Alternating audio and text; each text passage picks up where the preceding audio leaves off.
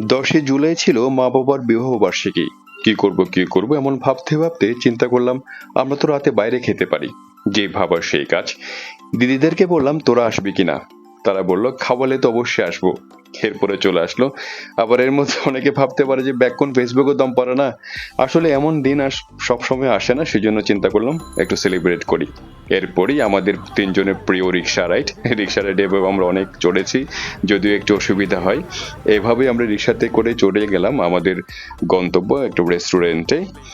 নামতে নামতেই দেখলাম যে নায়ক নায়িকাকে রিসেপশন দেওয়ার জন্য তার নাতি নাতনির ওয়েট করছে।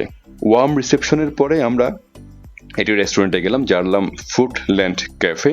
মোটামুটি ফ্যামিলি গ্যাদারিং এর জন্য এই রেস্টুরেন্টটা ভালো, রিজনেবল প্রাইসে খাবার দাবার পাওয়া যায়, স্পেশাস। আমি একটু মেনুগুলো দেখছিলাম ছবি তোলার ফাঁকে।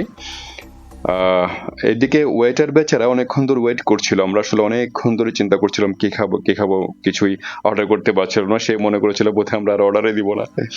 এর মধ্যে স্যুপ খাওয়ার পরে আমাদের খাবার চলে আসলো, সিসলিং চিকেন আর ফ্রাইড রাইস, সাথে কিছু মাটনও ছিল। খাওয়া দাওয়ার পর্ব শেষ। এর ফাঁকে আমরা মাকে নিয়ে এবং বাবাকে নিয়ে বাবাদের বিয়ের গল্প করছিলাম।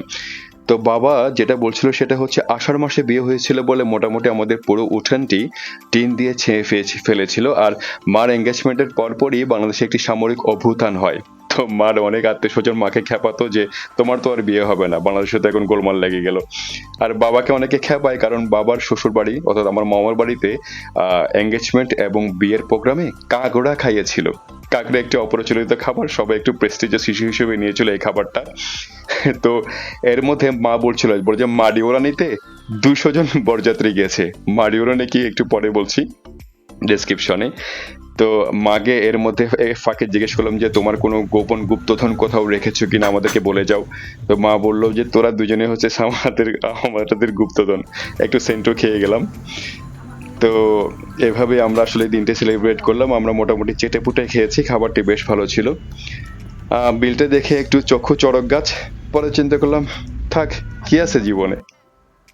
এভাবে আমরা মোটামুটি খুব ভালোভাবে আমাদের সন্ধ্যাটা কাটালাম। দিনটি অনেক ভালো গেল। সবাই আমার মা বাবার জন্য আর আমাদের জন্য আশীর্বাদ করবেন। দেখা হবে আবারও। টাটা।